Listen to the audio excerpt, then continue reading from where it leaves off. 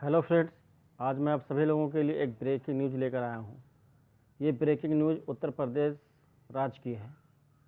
69,000 शिक्षक भर्ती पर रोक। कौन से हैं वो 4 सवाल जो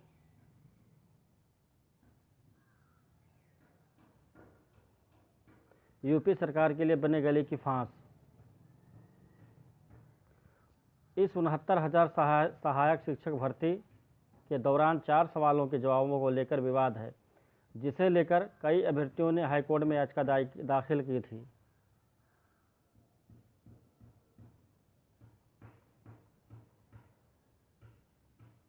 लखनऊ। इलाहाबाद हाईकोर्ट की लखनऊ बेंच ने उत्तर प्रदेश के शिक्षा विभाग में चल रही 69,000 सहायक शिक्षक भर्ती प्रक्रिया पर रोक लगा दी है। दरअसल इस भर्ती के दौरान 4 सवालों के जवाबों को लेकर विवाद है, जिससे लेकर कई अभ्यर्थियों ने हाईकोर्ट में याचिका दाखिल की थी। अभ्यर्थी मुख्य रूप से 4 सवालों के जवाबों से संतुष्ट नहीं है। यह आदेश जस्टिस आलोक माथुर की बेंच ने दर्जनों याचिकाओं की पेटिशंस पर एक साथ सुनवाई करके पारित किया। कोर्ट ने 1 जून को अपना आदेश सुरक्षित किया था, जिसे आज सुनाया गया। कोर्ट ने याचियों को विवादित प्रश्नों पर आपत्तियों को 1 सप्ताह के भीतर राज्य सरकार के समक्ष प्रस्तुत करने को कहा है। आपत्तियों को सरकार यूजीसी को प्रेषित करेगी व यूजीसी आपत्तियों का निस्तारण करेगी। अगली सुनवाई 12 जुलाई को होगी। राज्य सरकार की ओर से महाधिवक्ता राघवेंद्र सिंह एवं अपर मुख्य स्थायी अधिवक्ता रणविजय सिंह ने पक्ष रखा था, जबकि विभिन्न याचियों की ओर से वरिष्ठ अधिवक्ता एलपी मिश्र, एचजीएस परिहार, सुदीप सेठ आदि ने पक्ष रखा। इन प्रश्नों पर सवाल उठाकर अभ्यर्थी कर रहे न्याय की मांग।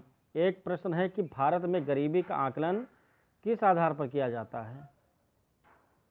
उत्तर दिया गया है परिवार का उपभोग व्यय, जबकि सही उत्तर प्रति व्यक्ति व्यय है, इसलिए विकल्प संख्या 3 सही है। एक अन्य प्रश्न में पूछा है कि संविधान सभा के पहले अध्यक्ष कौन थे। उत्तर सच्चिदानंद सिन्हा दिया है, जबकि विकल्प संख्या 2 में डॉक्टर राजेंद्र प्रसाद भी दिया है, और दोनों ही सही हैं, क्योंकि सच्चिदानंद अस्थायी अध्यक्ष बने थे और स्थायी अध्यक्ष डॉक्टर राजेंद्र प्रसाद थे। अभ्यर्थियों के अनुसार यह प्रश्न जब कभी पूर्व में अनेक एग्जाम में पूछा गया तो प्रश्न में स्पष्ट रूप से टेम्परेरी या परमानेंट लिख के पूछा गया, या दोनों में से किसी एक को ही विकल्प में दिया गया, इसलिए यह प्रश्न भ्रामक है। पूछने का तरीका गलत है, इसलिए इस प्रश्न पर सबको कॉमन अंक दिया जाए। एक प्रश्न में एक लेखक की कही हुई बात को कोट करके ब्रैकेट में लिखा है और पूछा है कि किस लेखक की कही गई बात है। इसके बाद उत्तर में विकल्प संख्या 3 को सही माना है, जिसमें वेलफेयर ग्रह ने लिखा है, लेकिन जब उनकी परिभाषा देखी गई तो पुस्तक में कुछ और ही है, जो कोड किए गए लाइन से पूरी तरह मेल नहीं खाती।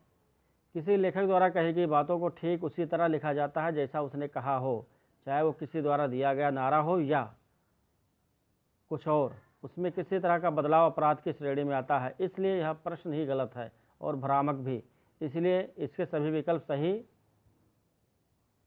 मानते हुए सबको समान अंक दें। एक अन्य प्रश्न में पूछा गया है कि केंद्रीय ग्लास और सेरेमिक अनुसंधान कहाँ है। इसका सही उत्तर कोलकाता है, जो किसी विकल्प में है ही नहीं, इसलिए यह प्रश्न पूछने का ढंग गलत है, इसलिए इस पर सबको समान अंक देना चाहिए। इस सवाल पर तो मंत्री और अधिकारी में ही मत भिन्नता। यही नहीं, एक प्रश्न पत्र में नाथ पंथ के प्रवक्ता को लेकर मंत्री सतीश द्विवेदी व बेसिक शिक्षा के अधिकारियों में रार सामने आई। अधिकारियों के अनुसार उत्तर मत्स्येंद्र नाथ हैं, जबकि मंत्री ने सही उत्तर गोरखनाथ बताया।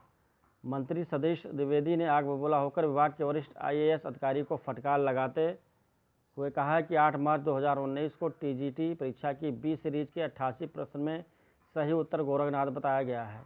उसमें तो मत्स्येंद्र नाथ विकल्प ही नहीं है। अपने बेसिक शिक्षा विभाग की कक्षा 6 की पाठ 6 के महान व्यक्तित्व शीर्षक को पढ़ लीजिए उसमें भी गोरखनाथ लिखा है।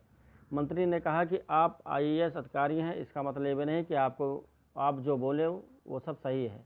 मंत्री सतीश द्विवेदी ने इस प्रश्न पर अभ्यर्थियों के हित में गंभीरता से विचार करने का आदेश